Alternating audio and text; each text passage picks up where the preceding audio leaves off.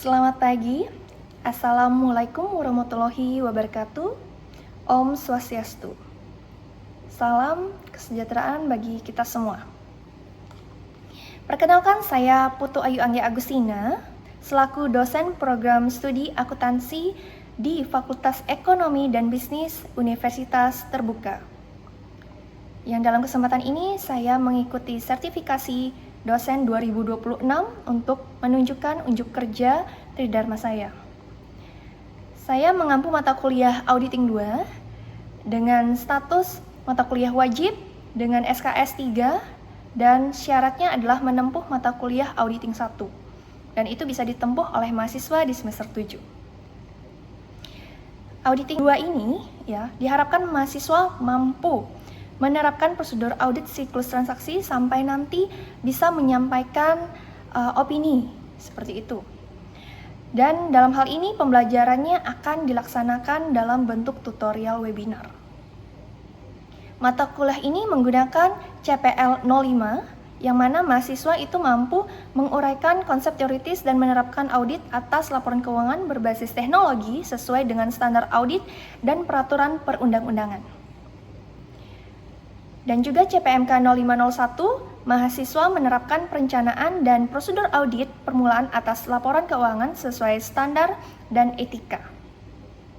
Berikut adalah sub CPMK yang sesuai dengan standar yang sudah dimiliki oleh kurikulum Universitas Terbuka. Dan referensi yang digunakan dalam mata kuliah Auditing 2 ini adalah yang utama adalah Sumiyana berkaitan dengan BMP Auditing 2 Universitas Terbuka. Kemudian pendukungnya adalah Alvin yang terkait dengan buku Auditing and Assurance Service ya. Selanjutnya adalah standar audit dan juga IAI 2023 Kode Etik Akuntan Indonesia. Dosen pengampunya adalah 1 orang, yaitu saya.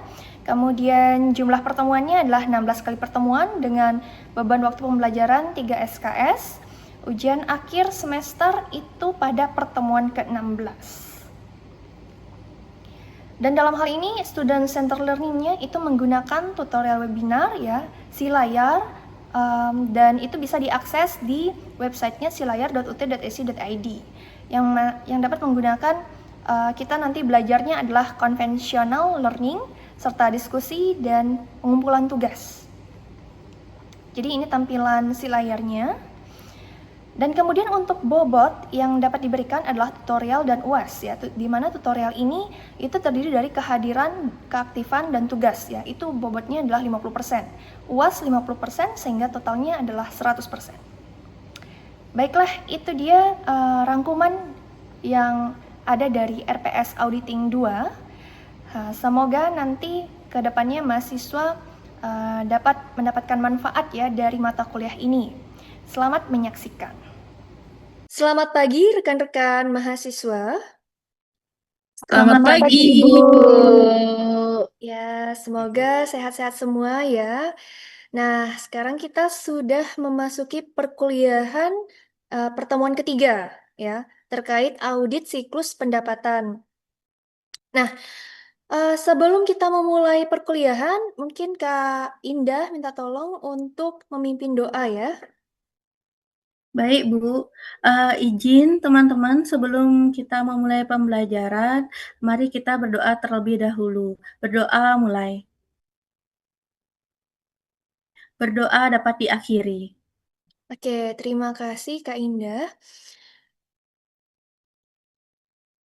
Oke, sebelum kita mulai, saya juga akan mengecek teman-teman ya kehadiran, karena nilai kehadiran juga ada nilainya ya.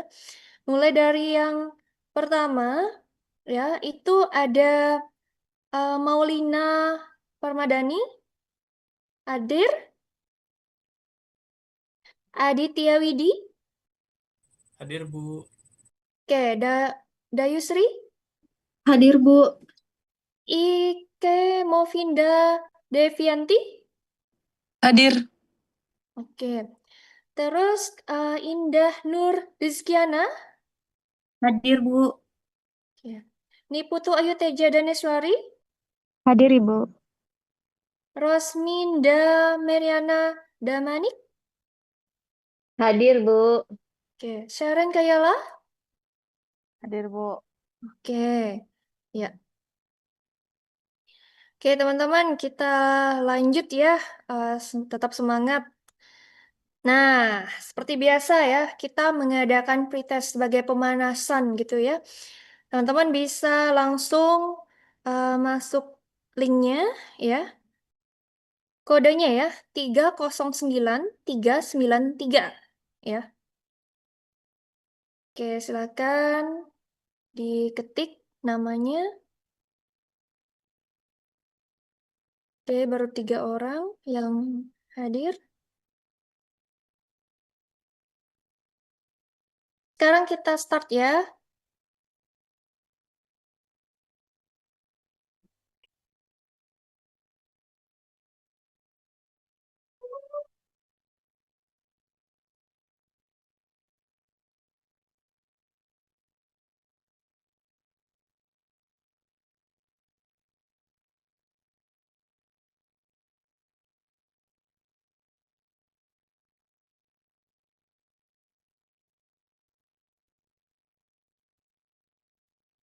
Oke, kita cek ini ya, teman-teman, nggak apa-apa ya, meskipun masih ada yang belum benar sempurna gitu ya, tapi setidaknya teman-teman sudah berusaha. Semoga nanti setelah pemaparan materi yang saya sampaikan, teman-teman sudah bisa paham ya terkait audit siklus penjualan.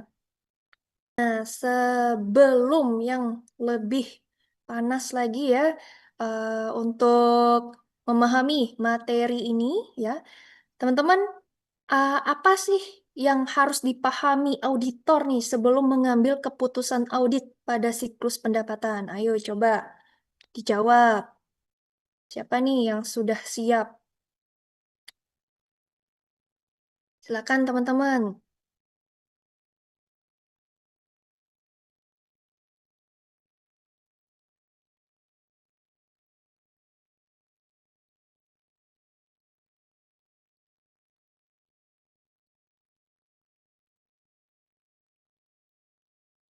Ayo, segera lagi 2 detik.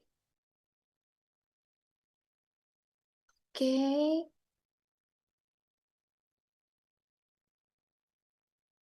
Yuk, lagi 1 orang nih. Oke. Oke, teman-teman, terima kasih responnya. Kita bisa cek. Ya, oke. Berarti kalau ditanya terkait pemahaman, teman-teman sudah hampir semuanya sudah paham ya. Jadi yang perlu kita pahami sebagai auditor ya untuk mengaudit siklus em, penjualan ini ya, itu kita harus lihat dari karakteristik bisnisnya, struktur organisasi, sistem informasi, ya, ada kebijakan gitu ya.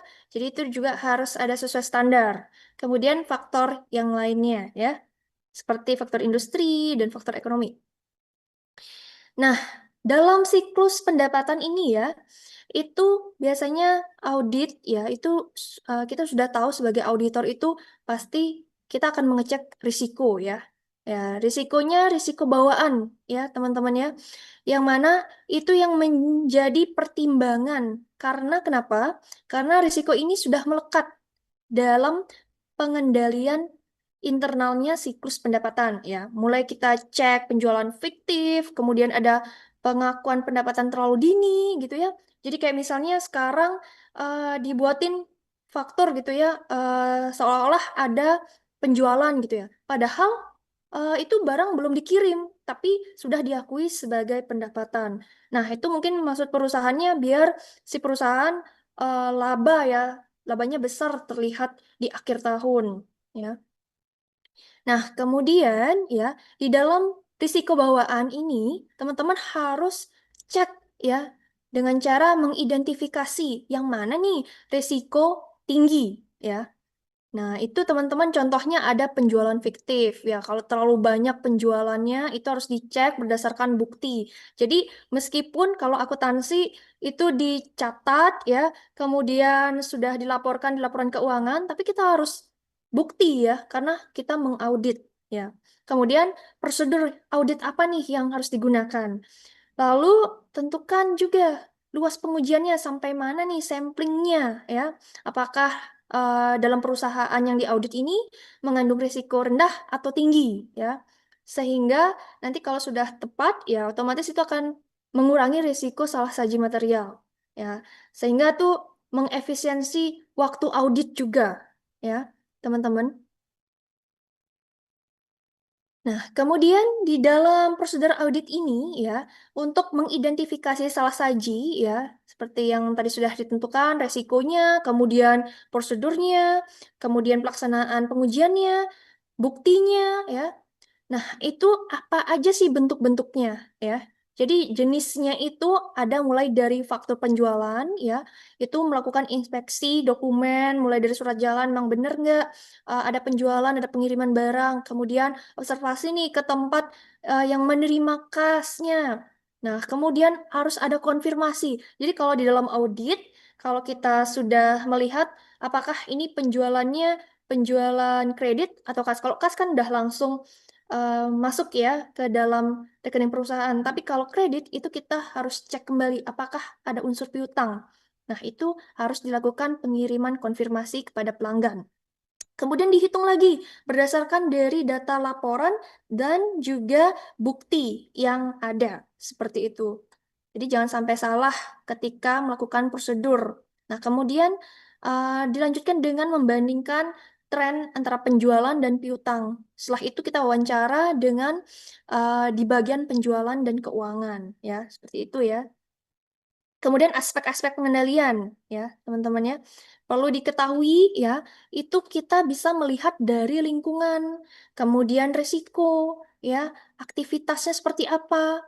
Karena kalau misalnya teman-teman tidak mengecek itu semua, ya, otomatis prosedur auditnya juga menjadi rancu. Dan ketika teman-teman ingin melaksanakan pemantauan, ya, terus baru dicek, wah ini misalnya nih contoh ya, contohnya penerapan dalam siklus pendapatan yang di kolom biru ya. Nih, supervisi harian atas pencetan penjualan dan penerimaan kas. Nah, itu harus dipantau. Karena kalau misalnya tidak dipantau, ya, otomatis antara pencatatan dengan bukti itu kadang nggak sinkron. Misalnya buktinya itu datangnya hari ini, ya. Mungkin bisa aja dicatatnya baru besok. Atau lagi berapa harinya. Sehingga apa yang terjadi ketika membuat jurnal dan sampailah ke laporan keuangan, itu jadi nggak sinkron. Jadi makanya kita perlu bukti yang real seperti itu. Kemudian di dalam pengendalian atas penjualan kredit ini, teman-teman bisa cek juga ya apa saja sih aktivitas yang diperlukan ya. Misalnya dari persetujuan kredit pelanggan, otorisasi ini juga sangat penting dan yang mana itu juga teman-teman di dalam sebuah organisasi ya, kita kan pastinya ada yang sebagai eh, penerima kas, penerima kredit, kemudian penjualan gitu ya, itu harus dipisah siapa yang melaksanakan divisi tersebut. Kemudian ada dokumen yang harus diurut serta rekonsiliasinya, ya. Itu untuk mencegah penjualan fiktif dan piutang tidak tertagih, ya. Jadi ini misalnya ada contoh kasus gitu ya, PT Maju Jaya menjual barang secara kredit kepada pelanggan dengan syarat pembayaran 30 hari setelah tanggal faktur. Nah, auditor ini ingin mengevaluasi apakah aktivitas pengendalian atas transaksi penjualan kredit telah dirancang dengan baik dan beroperasi secara efektif. Nah, ini caranya ya teman-teman ya. Kita cek apakah setiap pelanggan baru harus mulai prosesnya dari persetujuan kredit. Nah, kalau oke, ya udah sesuai gitu ya. Apakah order penjualan harus diotorisasi? Ya harus gitu ya. Apakah faktur penjualan sudah dibuat sesuai nomor urut? Ya, harus juga. Dan begitu juga sampai kita cek rekonsiliasinya ya secara berkala. Kemudian dari sanalah kita bisa melihat apakah risiko pengendaliannya itu rendah atau tinggi ya. Kalau misalnya persetujuan kreditnya dari awal itu sudah dilakukan dengan benar ya, otomatis hal-hal yang menyimpang itu juga bisa dihindari atau misalnya tidak seharusnya ada ya jangan diada-adain gitu ya teman-teman ya. Nah, pengendalian tidak efektif ya, itu contohnya limit kredit tidak dievaluasi secara memadai ya. Kemudian di pengendalian atas penerimaan kas ya, itu kita lihat dari setoran kas harian ya. Tetap kita ngecek rekonsiliasi bank ya, pemisahan fungsi kas dan pencatatan, kemudian penggunaan logbook sistem dan tentunya ada pengawasan ya, demi ya mencegah kehilangan dan penyalahgunaan kas. Ya, ini teman-teman ya.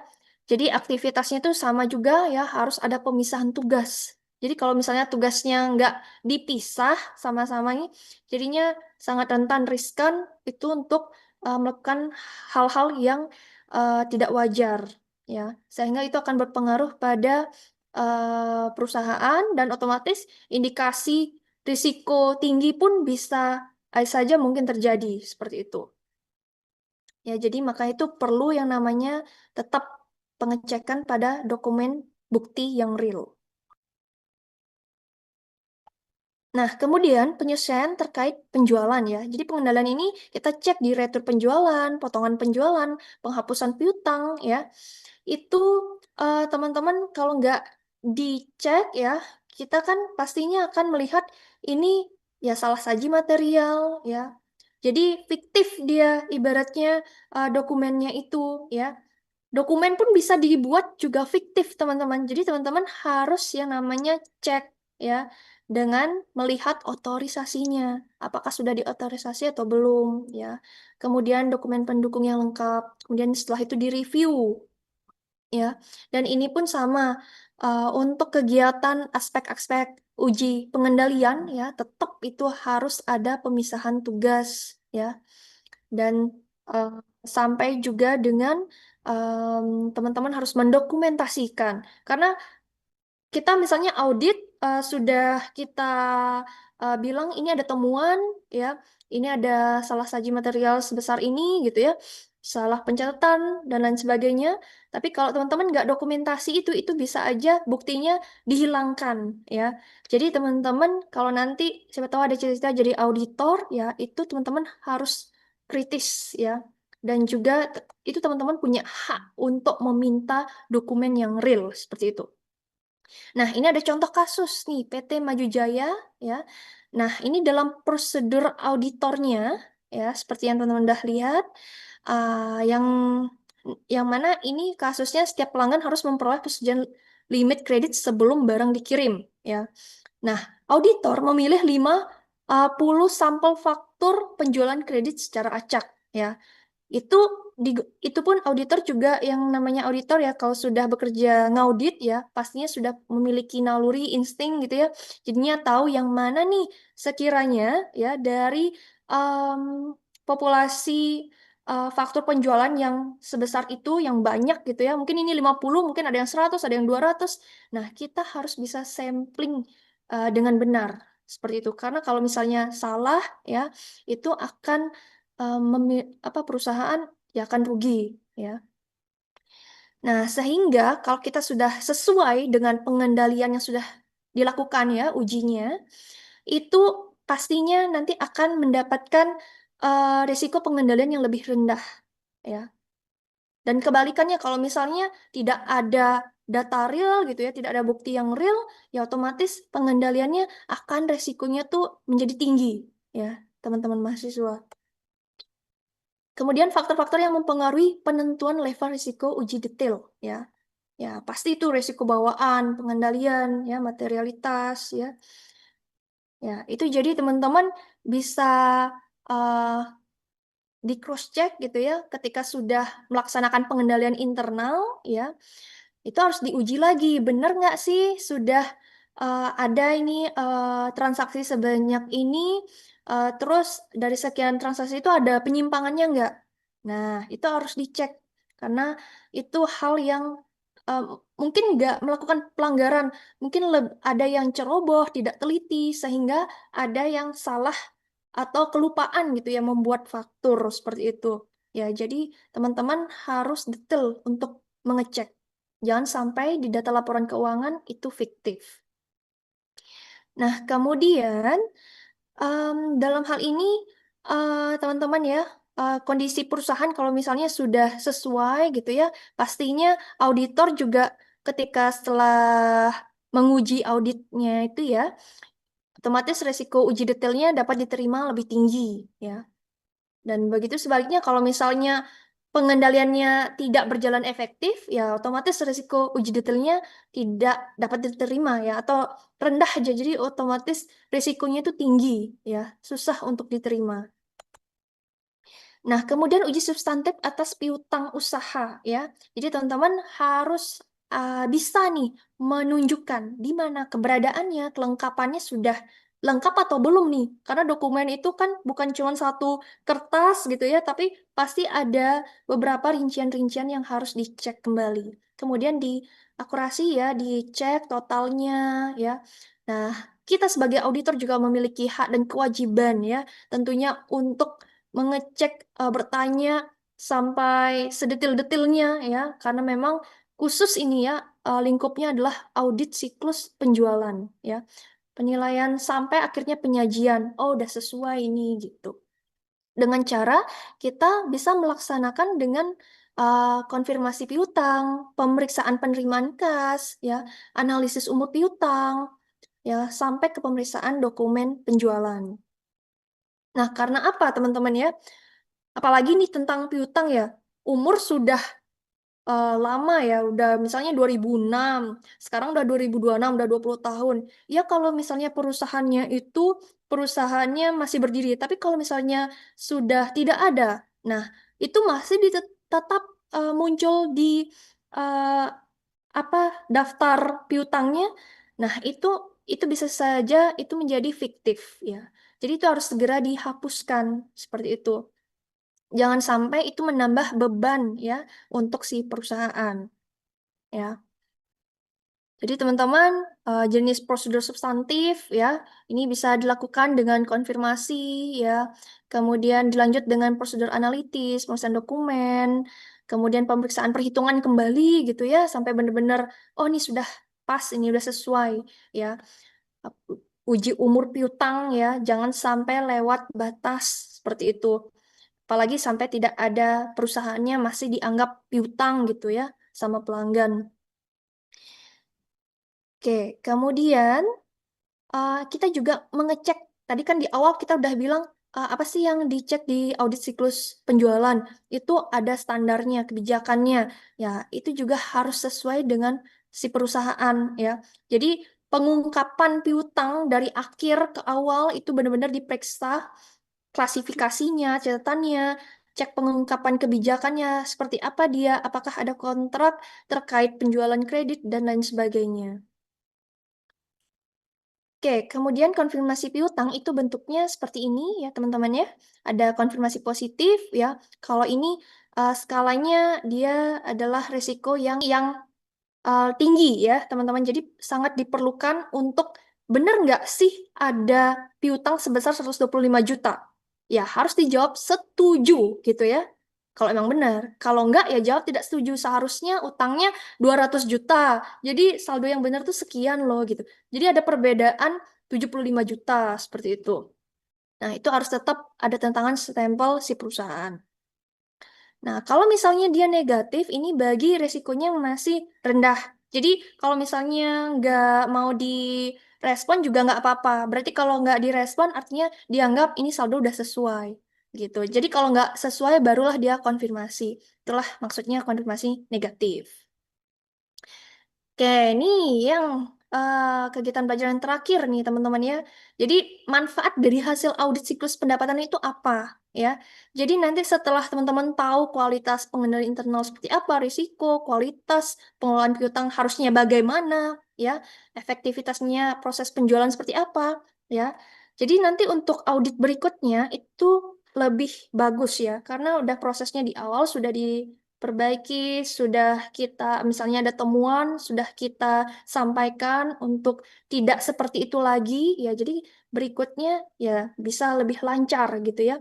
Dan apalagi nanti kalau ketemu dengan audit-audit yang jasa yang lain ya, jasa penjualan yang lain seperti itu ya, itu akan lebih banyak lagi nih pengalaman untuk teman-teman mahasiswa. Oke. Dari sampai sana ada pertanyaan? Izin Bu Anggia, Ya. izin saya Indah mau bertanya Bu. Bu, saya ada pertanyaan. Idealnya untuk audit siklus pendapatan, berapa sampling yang perlu digunakan ya Bu ya? Oke, kalau kita bicara sampling, kalau misalnya ini perusahaannya besar atau kecil, itu tergantung ya. Jadi kan kita bisa lihat dari transaksinya, apakah transaksinya besar, transaksinya kecil. Nah, itu jadi tergantung bagi kondisi si perusahaan. Nah, nanti kalau misalnya nih perusahaannya ada 100 transaksi, ya kita bisa ambil sampel 20 sampai 30. Kalau misalnya semuanya diambil ya Kak Indah ya, itu nanti waktu auditnya yang akan lebih lama lagi ya. Jadi itu akan memakan waktu. Karena itu pun ya kalau nanti misalnya yang disampling transaksi piutang A, terus kita konfirmasi ke perusahaannya itu belum tentu juga direspon cepat dalam waktu dekat gitu ya. Jadi usahakan ya kita buat ya 20 sampai 30 sampling gitu ya. Terus kalau perusahaannya kecil misalnya cuma ada 10 transaksi ya udah ke 10-nya aja dikonfirmasi seperti itu. Apalagi misalnya nih nominalnya besar-besar yaitu wajib ya. Kita kan sebagai auditor pasti ngelihat wah ini perlu nih untuk di audit yang nominalnya besar seperti ini dan mungkin kurang bukti dukungnya seperti itu Kak. Terima Ini kasih banyak. yang lain ada pertanyaan? Tidak ada. Tidak ada Tidak, Ibu. tidak ada, Bu. Oke. Tidak ada, Bu. Kalau gitu kita lanjut ini ya untuk link quiz ya. Hostess. Kodenya ya 884495.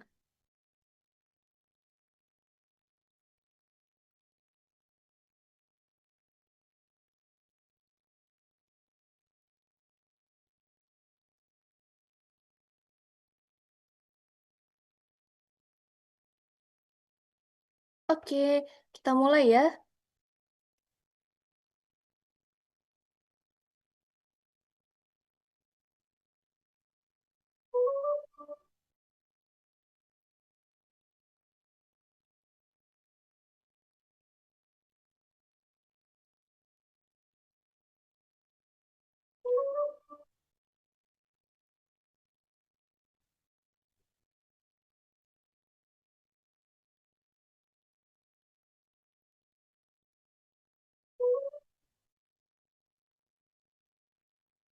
Oke. Oke, sudah ya teman-teman mahasiswa. Gak apa-apa, yang bagi yang belum paham ya, nanti dibuka-buka lagi BMP-nya ya. Dan eh, nanti ya, setelah ini ada tugas ya, karena kita udah di sesi 3 ya, teman-teman mahasiswa. Jangan lupa mengerjakan tugas, karena ini juga merupakan penilaian ya untuk di sesi ini. Jadi jangan sampai lupa di-upload ya, sesuai batas waktu yang sudah diberikan. Oke, semoga nanti teman-teman mahasiswa yang ingin menjadi auditor gitu ya, misalnya atau akuntan gitu ya. Jadi jangan hanya memeriksa angka ya, karena kalau kita cuman bermodalkan melihat angka ya, terus teman-teman nggak tahu itu angka apa gitu ya, dan itu ternyata dimanipulatif atau fiktif ya. Dan tapi kalau teman-teman sudah memahami itu ya dan sudah tidak melakukan hal-hal menyimpang seperti prosedur-prosedur audit yang sudah ditetapkan gitu ya. Nah, itu teman-teman pastinya akan dinilai kejujurannya ya. Kemudian teman-teman udah bisa lah dianggap kritis, kemudian ya otomatis teman-teman kompeten ya dalam memperoleh bukti. Serta dengan adanya proses itu, teman-teman pastinya akan membangun kepercayaan pada publik ya. Semisal nanti teman-teman menjadi auditor gitu ya atau akuntan. Oke, teman-teman mahasiswa, sampai di sini dulu ya. Semoga sukses selalu ke depannya dan bermanfaat tentunya bagi masa depannya teman-teman ya, belajar auditing 2 ini ya. Selamat pagi. Selamat pagi. Selamat Terima pagi. kasih, Bu Terima kasih, Bu. Anggia.